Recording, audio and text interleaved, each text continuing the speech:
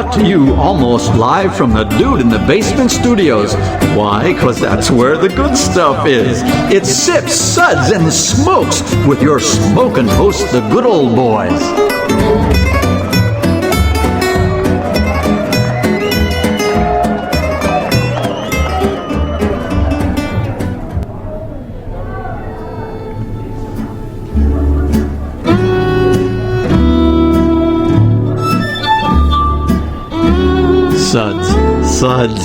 Suds. It's time for more Suds. Hello and welcome to Sips, Suds, and Smokes. I'm one of your hosts today, good old boy Mike, and joining me for this show is good old boy John. Hey, everybody. We're definitely have some really great beers to go over today. Thank you for joining us on the show. Everything good in life is worth discussing. On our show here, good old boy John's been a regular on our show, and I'm really glad to have him back here. Our said segments are all about beer, and more beer.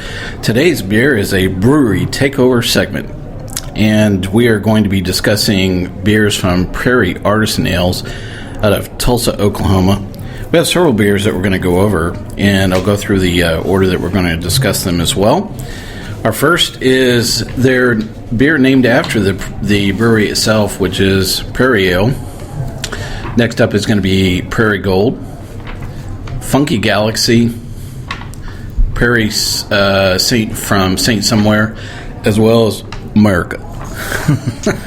I think which is going to be our all-time favorite for the day, at least in terms of the name of the beer. And again, all these beers are from Prairie Ales. John's going to tell us what we're going to be doing as we talk about these as well. All right, we'll be tasting and discussing these beers and rating them with these beer ratings, plus our signature belch sounds. Here are those ratings now. A 1, that sucks, give me anything but a bud. 2, was that a belch? 3, what a relief. Sound effects by good old boy Dave. 4, a body should really not make that sound. And a 5, listen to that hang time, give me another. I think that's a group effort. So we have lots of great beers to talk about today, and I wanted to take a minute and actually talk about the brewery itself. The Prairie Artisan Ales is what I call a garage band brewery. You know, they've pretty much created embryonically and haven't really kind of gone for a wide swath of pallets as well as for a large production facility as well. They are out of Tulsa, Oklahoma, and it is two brothers actually own this. It is Chase and Colin Healy who created Prairie Artisan Ales. And they, I don't know the whole mechanics of all of their startup money, but part of what they did do is they actually went for a Kickstarter to create and crowdsourcing, which I thought was an interesting model. Yeah. I haven't seen this a whole lot. Have you? I haven't seen it a lot. I think it's becoming more popular because, you know, craft beer in general is a fairly popular medium. It has a small kind of following, or you can gain a small following from, you know, wealthy investors and, you know, potentially more people from these kind of Kickstarter routines. Well, and you have a kind of a built-in audience as well. I think when you kind of do that is you gain some affinity, you know, towards people that are not only investors, but they're actually consumers and will help promote the product naturally as well. Yeah, and a lot of those Kickstarter programs end up having a residual effects to the people who donate through it. You get, you know, into kind of a premier program or a, you know, specialty beer area, depending on the level of donation and things like that. Well, I think one of the things that we noticed about at least all the beers we're talking about today is that they're all Belgian style yeast. And, you know, we've talked a little bit about, you know, working with Belgian yeast, you know, is a fairly straightforward and it's a good starter place. And it has a lot of appeal, you know, in terms of a broad audience that actually likes, you know, that style of beer as well. It's definitely becoming more popular in the craft beer scene. And to be quite honest, it's not difficult to work with Belgian yeast. There's a lot of room for error. You know, the yeast is kind of, there's a lot of room there with the wort where you start with. So a lot of different characters. The dominant flavor profiles are usually from the yeasts. So you can, like I said, that creates a lot of room for error. And this yeast is easy to work with most of the time. It's usually fairly straightforward. It likes it warm. It likes it hot. It doesn't mind it being cooler. So you can, seasonally you can brew as however you'd like. Yeah, you don't have to worry about always brewing in a temperature-controlled building when you're working with Belgian yeast as well, which probably allows them a lot of flexibility. Well, Prairie Ales has been around for about a year and a half, and they really caught the eye. The fact that they distribute through Shelton Brothers, I think, is amazing with this size of a brewery, and I think that's one reason why we're able to sit here and talk about it with a broad distribution that's available for Prairie Ales. And it's pretty broad. It's not just in the U.S. as well. I mean, this has gone... They have some distribution in Denmark, but here in the U.S., some of the regular states they distribute to are Arkansas, California, Colorado, Illinois, Indiana, Iowa, Kentucky, Oklahoma, and Texas are some of the states that they distribute to directly, and then certainly for those of you that can have the ability of reciprocal, mailing agreements where you can get this shipped, you can certainly get it as well. Or hire your favorite beer mule. Yeah, exactly. You're going to Oklahoma? Oh, man. Hold me back. I wonder if I got a Hardee's or a Super Deluxe Walmart out there. I have like the Oklahoma Sooners, fight song playing through my head this whole time. I'm sure that I'm probably going to lay it back in, as we're talking about this. Yeah. Well, Prairie Ales, they do brew their own beer, but they actually work and expand their capacity through a couple of other breweries as well. Krebs is where they started out of, brewing with Krebs, and they've expanded and filled in some capacity gaps with Chalk as the other brewery that they work with as well. I've noticed that they've been doing quite a bit of collaborations as well. One of them we're talking about today is with a brewery called Saint Somewhere out of Florida. And they have some other collaboration brews that are coming up as well. So, I think they're making it work. Yeah, and it's a popular model for smaller breweries who don't have a ton of startup capital. You're able to fill in the empty capacity that a brewery might have to brew your own wort, take it to your facility where in a lot of cases you just have a warehouse full of barrels or fermenters that keeps your startup costs down because the major your major capital is in probably your bottling line and then your brewery setup from the get-go. So if you know how to pay for a brewery setup on the front end, you're able to focus on fermenters and making sure you have capacity. You make a little money and then you're able to go in and buy your own brewery and build it the way you'd like to. Versus being limited to buying a 7-barrel brewery because of your capital limitations. Maybe you can build up some capital and then buy a larger brewery, the brewery you'd kind of want. Well, it'll be interesting to see what they do as they catch on, to see if they expand.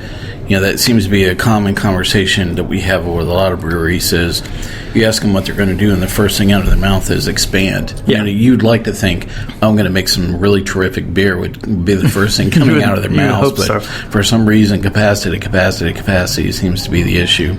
I think that some of that's distributor driven as well, because the beer's this popular, the distributor wants to keep his suppliers full, and they're probably wanting to push get bigger, make me more beer. But with a brewery like this, they're not talking about making one or two or three staple beers. For the most part, they're talking about making 25 or 30 beers along a broad spectrum of flavor profiles. So I wouldn't think they would ever get to be a gigantic capacity brewery. Maybe you get to 30 or 40 barrels. Which would be, to me, probably as large as they would ever really want to get. I mean, that's the size of a Yazoo locally, around 40 barrels. So I can't imagine them wanting to get much bigger than that because, like I said, it limits. If you're really big, it limits what you can do. You would think that it would open it up, but if you have 40 barrels to brew, you also got to get rid of 40 barrels of beer. And with a company that wants to brew such a broad range of styles, that wouldn't fit their business model. Well, and I wonder whose bottling plant, that they're using through this as well, at Krebs or at Chalk. I have a sneaky feeling that it's actually Chalk, just because I know that the bottle style is similar to what Chalk is used, but I don't know, it's just a guess. Well, I think the only faux pas that I would have to say out of the front is never put a picture of yourself both on your website or on your bottle. That's especially if you're not so handsome or stunning blonde or brunette. So that would be the only thing I would tell them to maybe reconsider is hire a stunt double, hire a label double. There you go. Well, let's get to the beer, because we've had a great time tasting quite a few of these beers today. And first up is going to be Prairie Artisan Ales Prairie Ale. This is, I believe, one of their perennial beers that they started with. There were 3 of them. John, what do you think of this beer?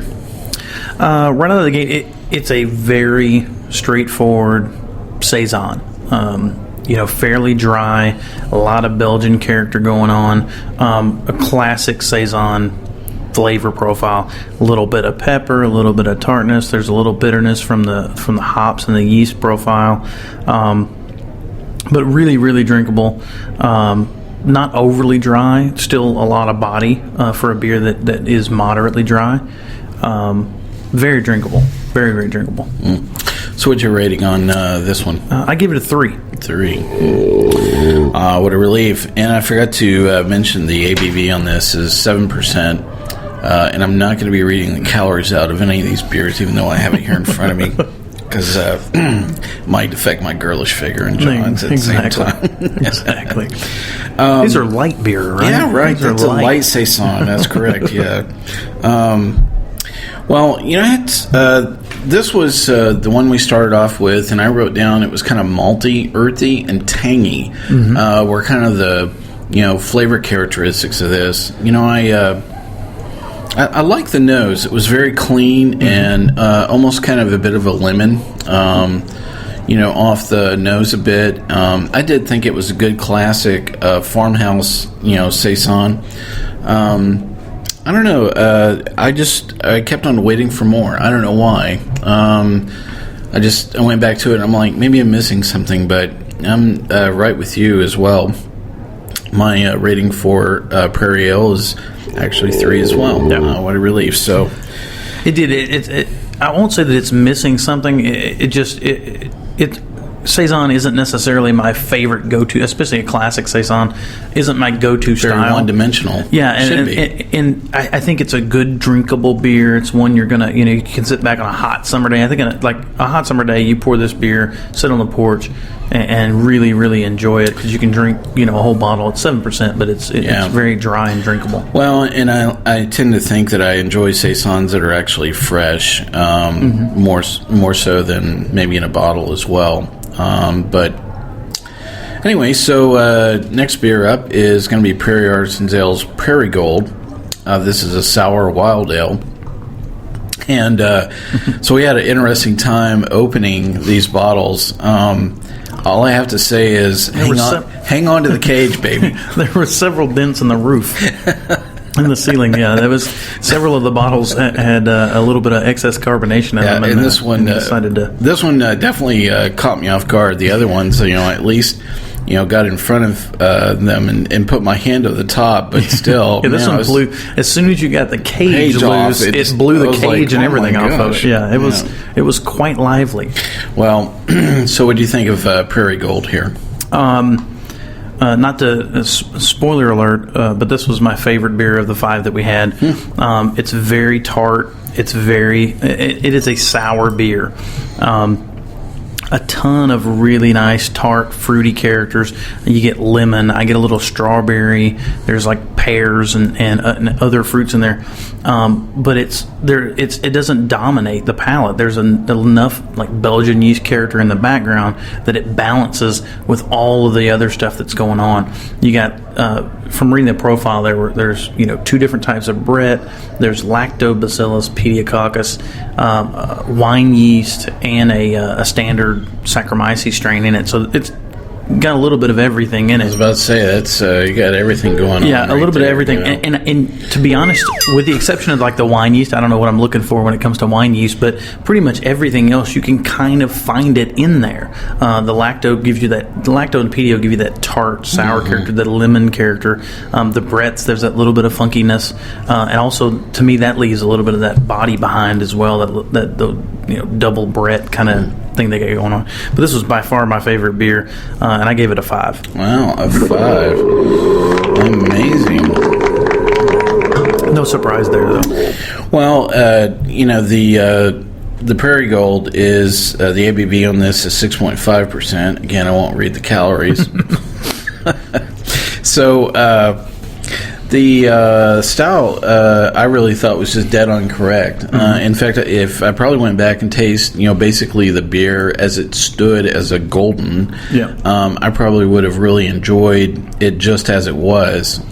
So I think from looking at it and how it was described and how it tasted, I thought it was really great. It was sour. It had great carbonation. It blew the top off, but that really came across the palate rather well.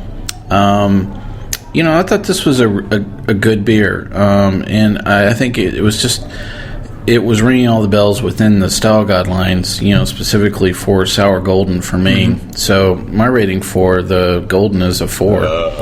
A body should really not make that sound. So great beer. Yeah, really good beer. Yeah, and I agree. I'd probably come back to this again. Yeah, this is the beer that I filled up before we walked back in here to make sure I had plenty of it, because it's one of those beers that you can just kind of sip on and keep drinking and keep drinking. It makes me want to go back to it. I'm going to have to do some of Kix Players, sound effects where you... Oh, yeah, that works, baby. All right. Yes, very good. Almost tastes like a Jolly Green Rancher. Yeah. How about that? You get a little green apple in there. I missed that the first time around. All right, next up is going to be Funky Galaxy. The ABV for this is 8% as well. This is a Belgian strong ale. And an awful lot going on. Again, brewed at Pete's Place, Krebs, and Chalk Beer are the 3 breweries where they brew this out of. So what do you think of Funky Galaxy? It is exactly what it says it is. It's a funky beer with a lot of Galaxy character. And I love Galaxy as a hop. There's a lot of citrus character. It's got kind of it's an odd mix of like Citra and Amarillo kind of together without being overpowering in either style or either side. The thing to me about this beer, I like the beer overall. I wish that the hop aroma kind of carried into the flavor a little bit more. I think the roast character that I get from this tends to overpower that hop character. I would like it to be a little less roasty. I don't know if that's using a little less, dark roasted malts or finding a different way to malt or actually mash them, cold mashing or whatever. But it's still a very drinkable beer. I don't know what's the ABV on this one again. 8%. Yeah, you definitely couldn't tell it's an 8% beer. It's very drinkable for that. It's fairly dry as well, and I gave it a 3. What a relief! And I really enjoyed this beer. My tasting notes around Funky Galaxy it was just roasty. Had a lot of deep character to it. And I found myself going back to it, quite a bit. I'm enjoying it again here as we're talking about it. And it just, it has just a good, deep, chocolatey cola, kind of quality to it. I do think it is just presents the Galaxy hop extremely well. And I think for a single profile hop beer, I think they really pulled it off. I'm usually not always a huge fan of a single hop profile, where that's really kind of forward, or the only thing that's going on in the beer itself. Well, I think you can do that. You can get away with it more in these style beers because the yeast character kind of provides a little bit of extra background that you don't usually get from like a standard sack yeast. It's bringing at least something sweet, to the table, with the Belgian yeast usually, so... Well, I really thought this was great, and my SUDS rating for this is going to be a 4. body should really not make that sound. I guess the one thing to note is, we had some folks that dropped by while we were tasting these, and we kind of watched as people were enjoying them. This was the one beer that I think every single person said, I like that. Yeah. And one didn't like it initially, but it kind of grew on them the more they drank it. And it does. It's a little bit shocking at the first because you see a dark beer. It's almost kind of a... I know. I mean, if you were just to look at it, I'm thinking like brown ale. Or porter. Maybe a porter. It's dark, but it's not overly black. Yeah. And it has none of the flavor profile of, any of the, a porter or a stout at all. It's not even close to any of those. So. But and you pick up a little bit of the funkiness in the aroma and whatnot, and that kind of put a few people off, I think, initially. But once you start drinking it, it doesn't overpower you. It's there, but it's not dominant, and it doesn't dominate your palate. So it's nice. Well, that was the other thing that it was great to watch. A lot of novice people. Exactly. Everyday folks just come by and taste these right in front of us. I was watching them as much as I was enjoying drinking the beers. And I think having always when you have sour beers alongside other things, the great divide opens up, and they're like, ooh, something's wrong with that. And I'm like, it's a sour beer. Yeah, the first guy drank the beer and didn't read the bottle, and he grabbed the sour gold and immediately was like, oh, I don't like that beer at all. And it's an acquired taste. You at least should drink, maybe read the bottle to know that it's sour or not before you decide to jump right in. Well, my favorite part about that was he turned to us and he was like, man, I don't know who would like that. And you and I went, me. Both of us. Exactly. Totally. But it is an acquired taste. I can see people who don't drink, craft beer or sour beer specifically, being put off by that initial kind of vinegar tartness that you get. I mean, if you like vinegar, if you like sweet tart kind of flavors, you're going to like most of the sour beers in this little realm here for sure. Well, I can encourage some of our listeners to go back and listen to our sour beer series and our sour beer 101, and I think that'll be a good introduction to sour beers, and I think it'll help you enjoy what Prairie Ale has to offer here as well, because we're about to turn the corner here and talk about just that, one of their sour beers in their lineup that they did with Saint Somewhere, which is a collaboration brew, I believe, with out of Florida, or they've just taken on some flavor characteristics. No, it is Saint Somewhere Brewing is the brewery that they did the collaboration with. This is considered a sour farmhouse ale at 7%. And there are two versions of this. There's one that Saint Somewhere did, and then another one that Prairie Ale bottled with their label. Today we had the one that was bottled by Saint Somewhere. Oh, okay. So what do you think of this one, John? My notes on this, there's a little bit of tartness in the background, but not as much as the Prairie Gold had. It's very mild, very much in the background. There's a lot of funk in it, more on the kind of the Brett C character, that barnyard funkiness, possibly multiple strains of Brett in here, but there is what I found kind of odd, and I've never heard of people using one of these ingredients, but this has got persimmon and elderflower in it. And I think I've eaten a persimmon before. We used to have a persimmon tree in my backyard, and they're a fairly distinct flavor. Very much and so. I get it in this beer. Elderflower not so much. I get the elderflower kind of in the aroma, but I don't really. It doesn't follow through to the flavor. I'll say this: it's not a bad beer, but it was not my favorite of the ones we tried today, and I think it's just maybe that flavor profile combination of persimmon and elderflower to me just didn't work, and maybe that's in combination with the yeast and everything else. But for me, I gave it a 2. Ooh. Well, I think that the persimmon brings a bittering agent to the your palate, and elderflower is usually something that is very difficult to maintain the flavor characteristic of elderflowers. I mean, it just evaporates, as it's introduced to air, so quickly that I really thought that was a bit gutsy. I've cooked with elderflower. I've done some other things, with elderflower and other alcohol beverages, but never in a beer that I recall. So I've had some gruits and things like that, some other kind of off the chart kind of beers that have used elderflower, and I think it worked with that particular style. I think in this, for whatever reason, it missed for me. Yeah. Well, my tasting notes around St. Somewhere collaboration is it's creamy. It's slightly sour. It's very drinkable. If I had to describe if any of these were session style, this is it. In fact, again, as some of these folks were filing by and trying some of these beers as we were tasting them, he was like, "Which one should I try?" And I was like, "That one right there, the St. Somewhere is drinkable. Everybody and their brother will like that. It's a session style beer." And I really found that it was very approachable because I just, thought it was very one-dimensional as well. But great beer still.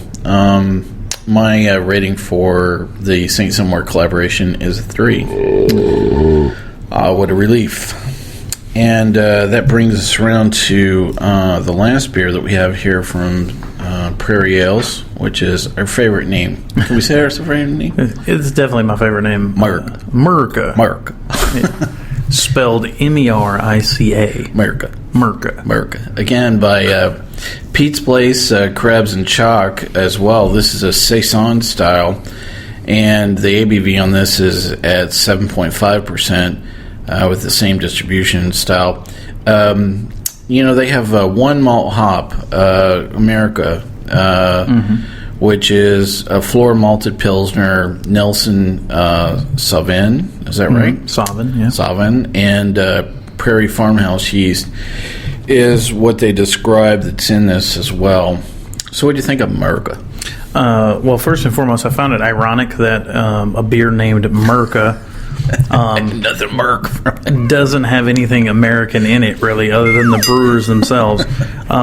It's got, New Zealand hop in Nelson Sauvin, New Zealand or Australian, I think it's New Zealand, and then floor malted Pilsner, which typically is more of a German or English style malt, and then their own yeast strain, which I'm assuming is just a standard house kind of saison yeast. I'll say this: what I wrote down was that there's a huge citrusy and winey kind of grape character in the nose that follows through to me into the flavor profile. To me, that is. That's a characteristic of the Nelson Sauvin. It's kind of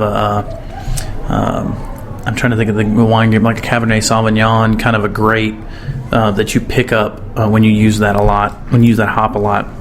But to me, it's more of an American IPA that they threw a Belgian yeast in. It's very hoppy to me, not overpoweringly, but to me a really good profile for this beer. And I gave it a 4. 4. Body should really not make that sound. Wow, America. My tasting notes around this beer are, it had a great nose. Yeah. I mean, I really enjoyed smelling this. I mean, it was slightly floral. There was something, the malt was, kind of coming off this.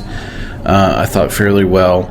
But the taste, there was just something that was off balance. In fact, I really felt like whatever the bittering agent is here is just, I don't know, taking my palate where it shouldn't go. Yeah. It's a very bitter beer. That's kind of why I went with the IPA idea. In fact, before I even looked it up, I just wrote down American IPA with Belgian yeast because I assumed it was just a Belgian IPA. Well, and I know most go so far to say this is an ESB that's gone bad and blonde. I mean, that is some of the bittering characteristics around that. Kind of remind me of just, I don't know, some experiment that just is not working. Like too much bittering hops or something. I mean, I think they could probably take some of the bittering hops out and move them to the end and leave it alone, or do a classic kind of extract in the for the bittering charge, and then throw the Nelson in at the end to complement a lot of the yeast character.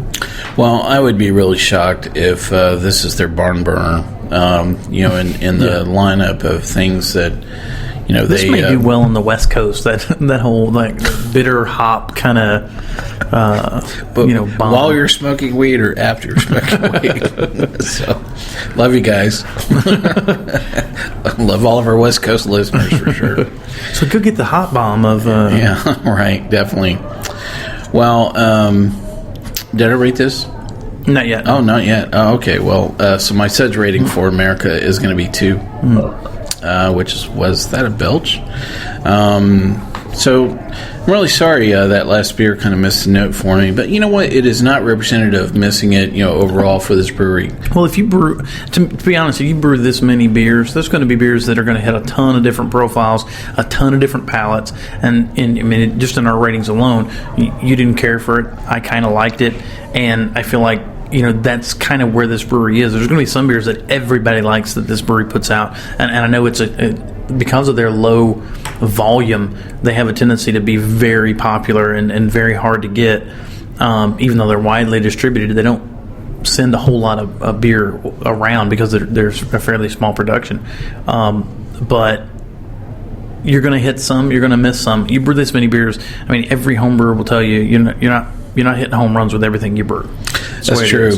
Well, and I think going after 40 different beers is, what they were putting out that they were going after. I think they're going to hit a wide swath of, palates, just, and maybe that's the model. You basically brew a ton of beers, and you figure even if they miss with, most of the palates, some of that's going to hit and actually make a decent that'll hit some palates at some point. Maybe not everybody's, but you're going to have a few people that like it.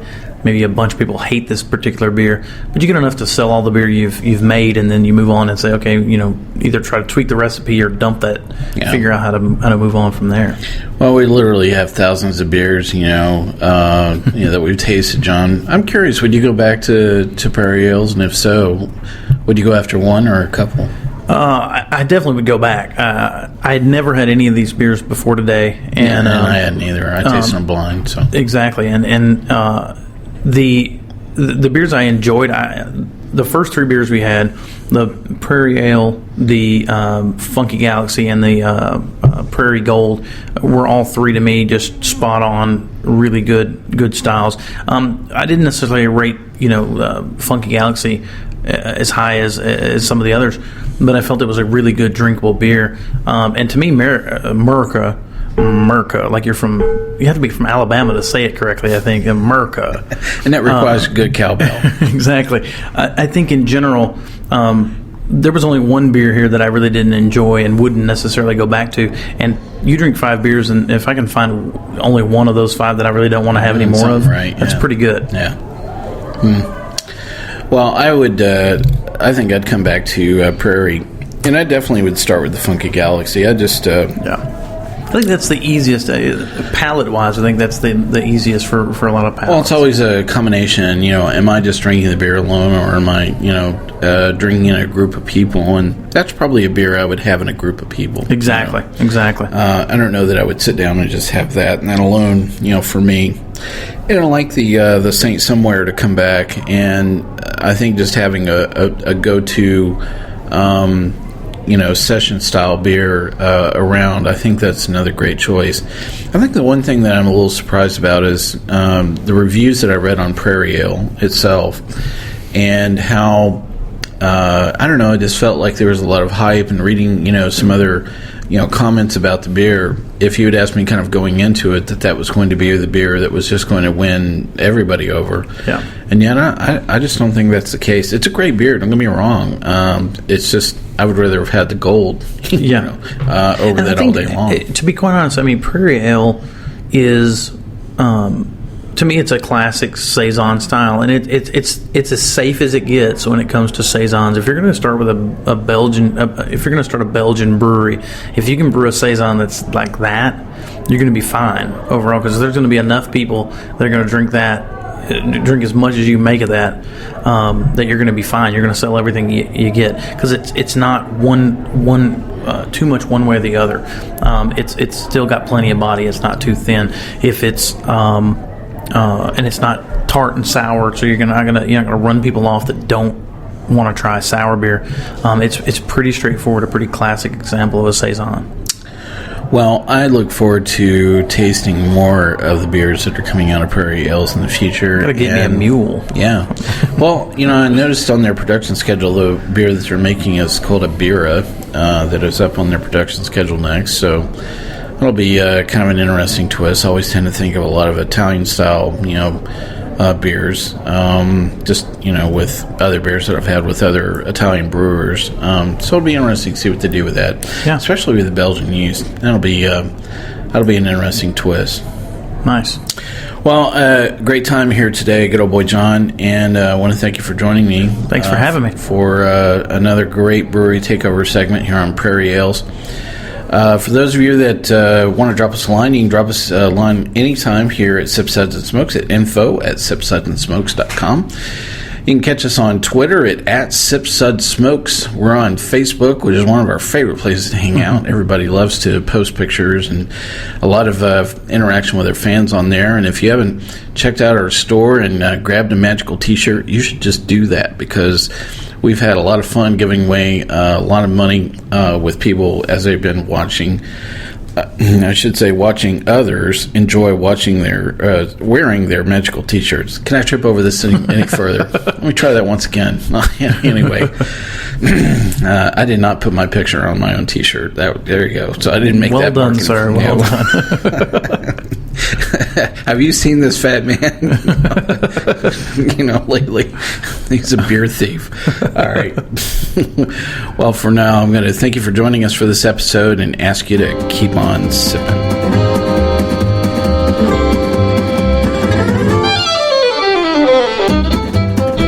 This has been a One Tan Hand production of Sip Suds and Smokes, a program devoted to the appreciation of some of the finer slices of life. From the Dude in the Basement Studios, your hosts, the Good Old Boys, will see y'all next time.